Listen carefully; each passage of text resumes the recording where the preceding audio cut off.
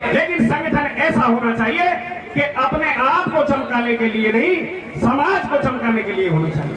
अलवर से लेकर के अलवर, करौली, सवाई माधोपुर, धौलपुर, जयपुर, सीकर, चूरू, झुंझुनू, कोटा, बारा, झालावाड़, ये सारे जिले मेरे पास थे। यहाँ का मैं मेन प्रभारी रहा हूँ। आज समाज बहुत बुरी तरह से हताश है, जाए तो जाए कहाँ। लेकिन आज हम भूल गए उस मिशन को चलाने वाले जो मान्यवर साहब काशीराम जी ने तैयार किया था। आज उस मिशन को भूल करके और हमारे साथ भी समाज में वही अन्याय हुआ। लेकिन आज वही परंपरा जिसको हमने बहुत अच्छी तरह सींचा, आज वही भाई भतीजावाद, वही परंपरा वापस चला दी। आप सोचिए कि जिस आदमी को डर नहीं था वो पूरे देश में आप लोगों को जगा गया। लेकिन आज आप भाई कुछ खोटे करोगे तो ये तो तय है कि आप खुल करके नहीं बोल सकते। आज ट्विटर की राजनीति नहीं रही दोस्तों, आज राजनीति अगर रही है तो भाई चंद्रशेखर जैसी रही है।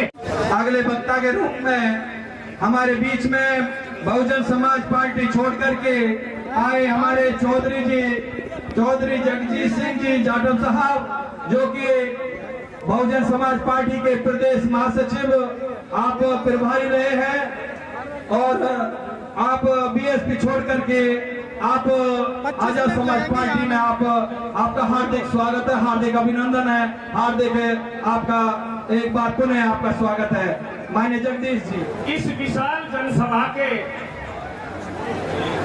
युवा दिलों की धड़कन और आने वाले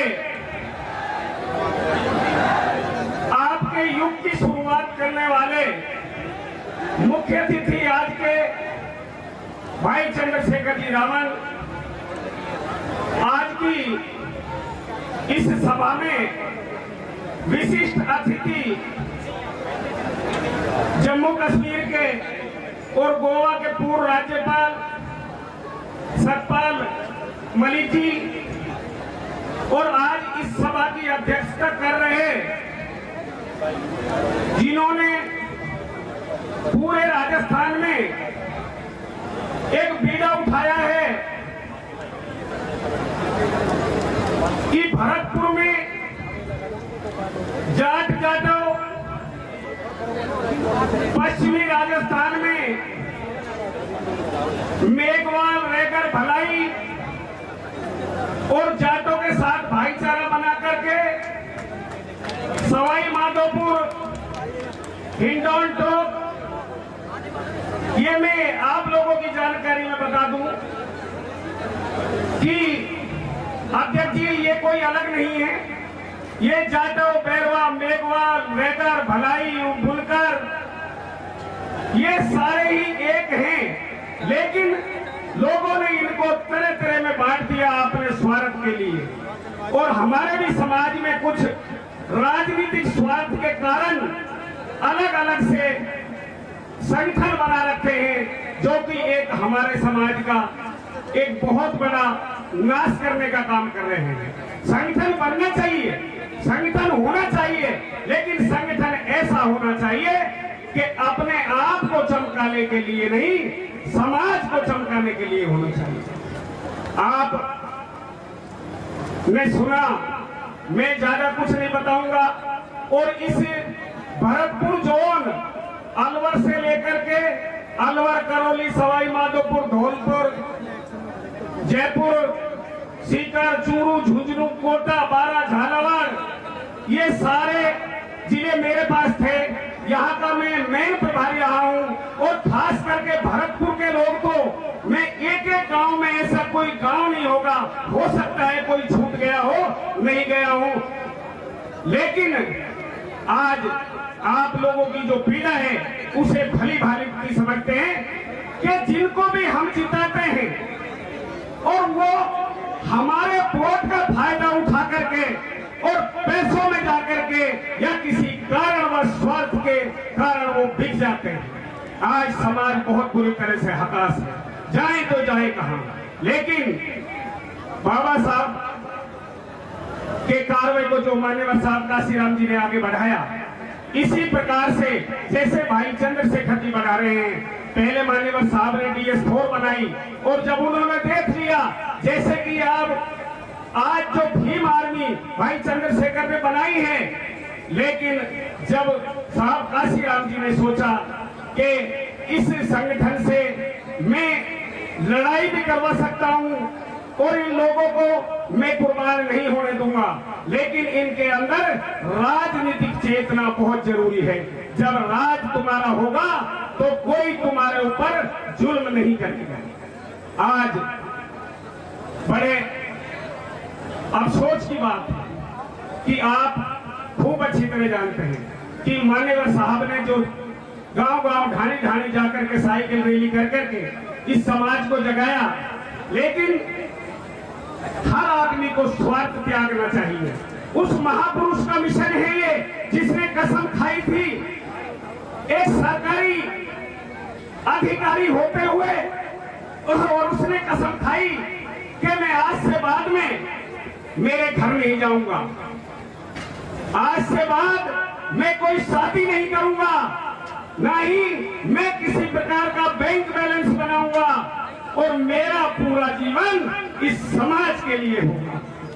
लेकिन आज हम भूल गए उस मिशन को चलाने वाले जो मान्यवर साहब काशीराम जी ने तैयार किया था। आज उस मिशन को भूल करके और हमारे साथ भी समाज में वही अन्याय हुआ कि चाहे गूंगा हो, चाहे बहरा हो, चाहे लूला हो, चाहे लंगड़ा हो, पहले वही राजा बनता था जो रानी के पेट से जन्म लेता था।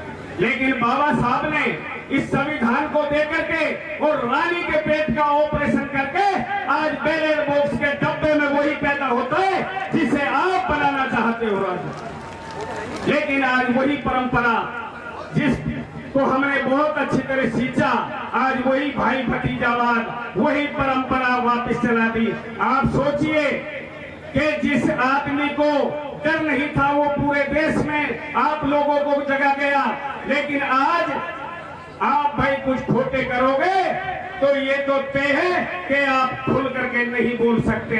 आज ट्विटर की राजनीति नहीं रही दोस्तों, आज राजनीति अगर रही है तो भाई चंद्रशेखर जैसी रही है। आप लोगों के बीच में जहां भी दुख दर्द होता है, जहां आपकी पीड़ा होती है, हमेशा आपके बीच में खड़े रहते हैं। खास करके मैं युवाओं से कहना चाहूंगा कि हम जोश में होश को ना खो। एक किसी भी जाति के ऊपर किसी भी जाति में गुनाहगार हो सकता है, लेकिन ये खास करके व्हाट्सएप और भाइयों से कहना चाहूंगा कि पूरी की पूरी जाति को गालियां ना काटें, क्योंकि आज हर समाज में अच्छे लोग भी हैं और हर समाज में बुरे लोग भी हैं। मैं एक कहानी के साथ में, आप लोगों ने देखा इस भारतीय जनता पार्टी और कांग्रेस ने जो आज इन समाजों की जो हालत की है, आज जाट समाज है, आज जाट समाज आपके बीच में काफी तादाद में है, लेकिन ये भी गुमराह है। आप देखिए इन लोगों को भी पूरी तरह से जानकारी नहीं है। आप लोगों के बीच में मैं एक छोटा सा उदाहरण दे रहा हूँ। मुजफ्फरनगर का एरिया, जाटों के सरदार चौधरी चरण सिंह जी वहां के एक तरह रहनुमा थे, रहनुमा। लेकिन इन लोगों ने, चालाक लोगों ने क्या किया कि जाटों को और मुसलमानों को लड़ा दिया, और जाटों और मुसलमानों को लड़ा करके और जो उनकी विरासत थी उस विरासत को भी इन लोगों ने बर्बाद कर दिया। आज जयंत चौधरी जी उसी इलाके से हार गए जहां पर मुसलमान और जाट एक थाली में खाना खाते थे दोस्तों।